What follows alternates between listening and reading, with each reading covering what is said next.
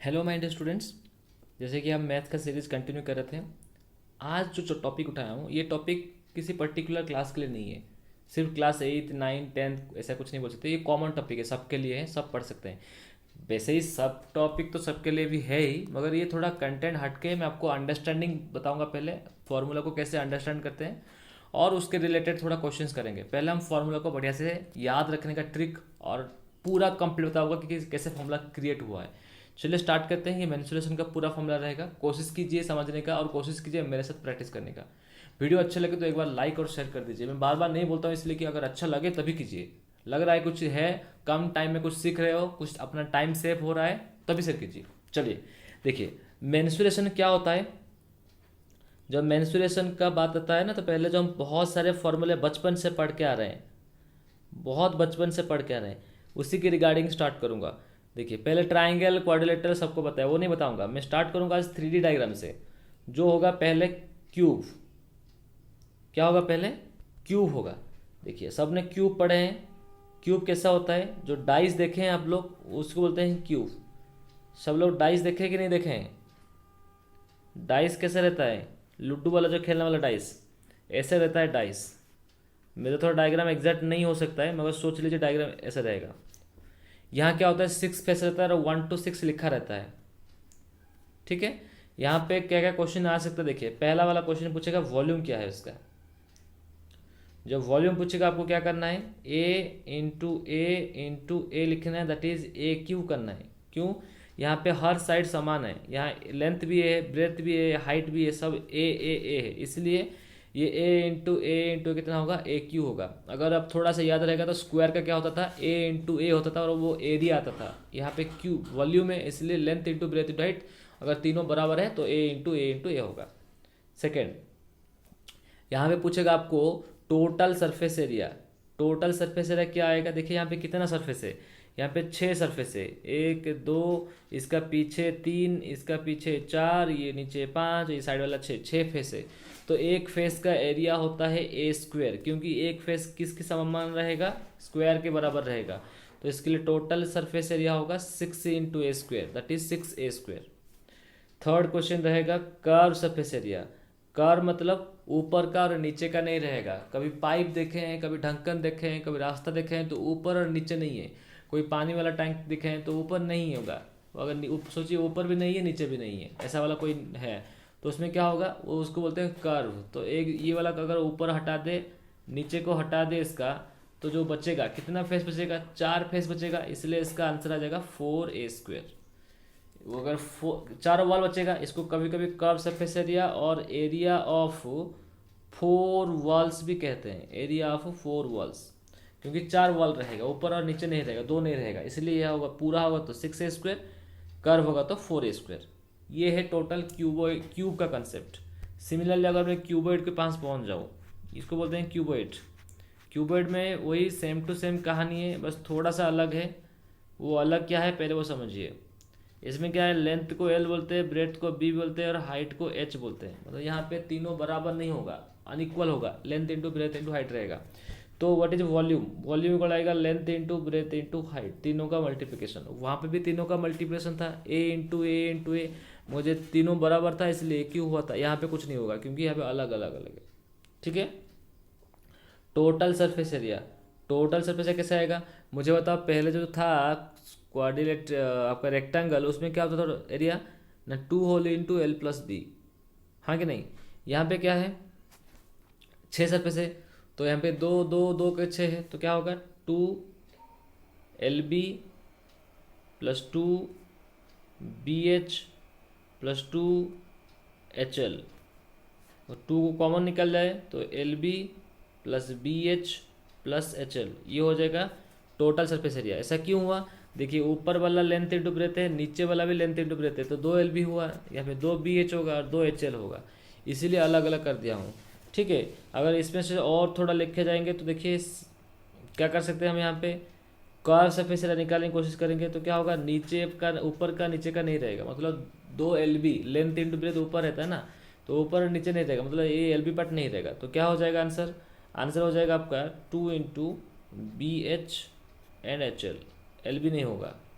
अगर इसको थोड़ा सॉल्व करेंगे, 2 रख लीजिए, एच को दोनों से निकाल दीजिए, क्या हो जाएगा B plus L that is L plus B into H.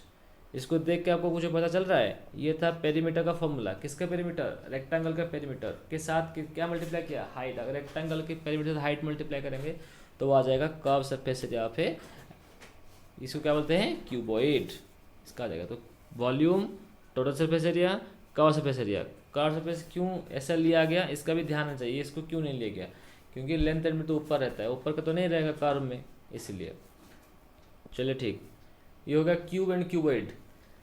Next कोशिश कीजिए सिलेंडर। एक सिलेंडर बनाने की कोशिश करता हूँ। देखिए ये एक सर्कल है, ये और एक सर्कल है। ऐसे अगर सर्कल, बहुत सारे सर्कल ऊपर आ जाए तो ये क्या बना देगा? देखिए एक बार, ये स्ट्रक्चर जो आ गया, स्ट्रक्चर क्या है? अब ये स्ट्रक्चर क्रिएट हुआ ना, ये स्ट्रक्चर क्या बन जाएगा? ये एक सिलेंडर बनेगा। तो सिलेंडर बनाने के लिए बहुत सारे स्क्वायर की जरूरत पड़ता है, इसीलिए volume of cylinder equal to क्या करेंगे हम? हमेशा L into B into H किए थे वहाँ पे। क्यों किए थे ना? एल इंटू बी होता है एरिया का, एच होता है हाइट का। सो यहाँ पे एरिया क्या होगा? पाई आर स्क्वायर। क्यों?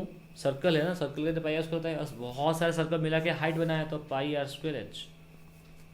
तो हमेशा एरिया के साथ हाइट को मल्टीप्लाई करने पर वॉल्यूम आता है, ये याद रखो। Area into height equal to volume, इसको याद रखो, ठीक है। Next curve, total surface area.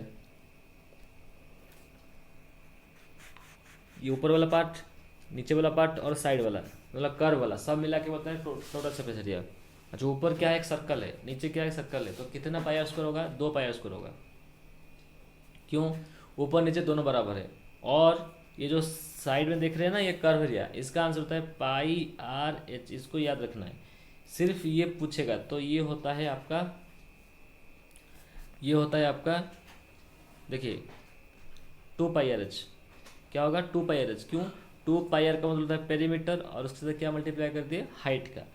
तो सब सर्कल के साथ रिलेटेड है ना, इसलिए तो सर्कल के हिसाब से आएगा। दोनों से ये होता है 2 पाई आर होता है सिर्फ कर्व का, दोनों मिला जाते होता है टोटल, इसलिए टोटल कर्व में कन्फ्यूज होना नहीं है। दोनों से कॉमन कर दो, निकाल दो 2, दोनों से कॉमन निकाल दो पाई, दोनों से कॉमन निकाल दो आर। निकल गया तो क्या रहेगा? फर्स्ट में आएगा आर, सेकेंड में आएगा एच, आर प्लस एच। ऐसा भी कर सकते हो या फिर ऐसे भी कर सकते हो, कोई दिक्कत नहीं है, ठीक है। चलो अब देखते हैं नेक्स्ट को। जैसे सिलेंडर बन गया, सिलेंडर को थोड़ा एक्सटेंड करेंगे तो बनेगा कोन। देखेंगे सिलेंडर को कैसे हम कोन बना सकते हैं। एक बार सिलेंडर को ट्राई कीजिए कोन बनाने की। देखिए ये सिलेंडर है, यहाँ पॉइंट है, यहाँ जोड़ दीजिए इसे। देखिए यहाँ पे 3 सिलेंडर बन गया। सिलेंडर का मतलब ये होता है,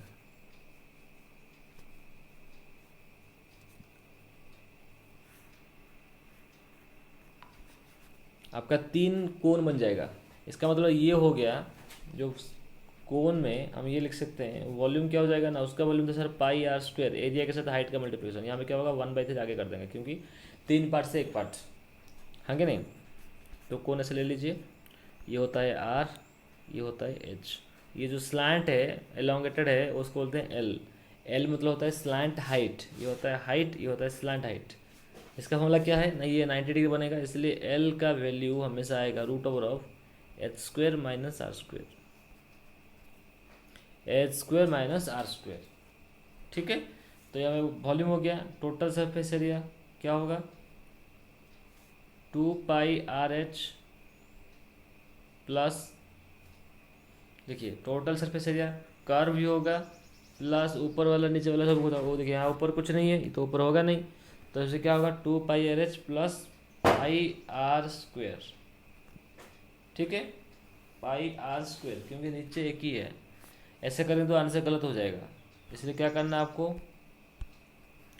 ये तो पाई आर स्क्वायर एच रहेगा, हाँ कि नहीं, ये तो वैल्यू रहेगा, तो ये पाई आर स्क्वायर रह गया। बंद देखिए यहाँ पे 2 पाई आर एच किया है और कुछ भी किया है, तो यहाँ पे क्या देखना आपको? ये एक तो ये है पाई आर स्क्वायर हो गया, ये जो है इसको बोलते हैं पाई आर एल, पाई आर एल। क्यों? यहाँ पे एच बराबर नहीं है, ऊपर नीचे हो सकता है, और एल का वैल्यू चल लेंगे, इसलिए इसको बोलते हैं पाई आर एल। इसलिए कर्व सरफेस से निकालने के टाइम पे आपको सिर्फ एल चाहिए, क्योंकि आंसर होगा पाई आर एल का। टोटल में पाई आर के साथ एक पाई आर उसका जोड़ दीजिए, टोटल बन जाएगा। ठीक है,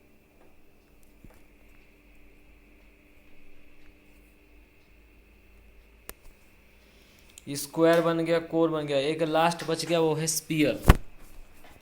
स्पीयर कैसा होता है? जस्ट लाइक बॉल वाला शेप होता है। कोई भी बॉल उठा लो, बॉल शेप को स्पीयर कहते हैं। देखिए स्पीयर का कैसा एग्जाम्पल हो सकता है? वॉल्यूम, वॉल्यूम होता है 4/3 पाई आर क्यू, इसका वॉल्यूम ये है। याद रखना है, सिर्फ खाली बैठना नहीं है। ठीक है, तो इसका टोटल सरफेस एरिया क्या, और सबका क्यों गोल है ना, तो गोल है तो पूरा एक ही आएगा, तो सरफेस एरिया हो जाएगा 4πr²। कितना हो जाएगा? 4πr²। अगर इसको सेमी पेरीमीटर कर दिया जाए, सेमी पेरीमीटर मतलब इसको आधा ले लिया, जैसे कोई चीज़ को काट लिया जाए, तो क्या होगा? ये वॉल्यूम होगा 4/3 को कर देंगे 2/3πr²। ठीक है, और एरिया बच जाएगा 2/3 से और छोटा कर देंगे।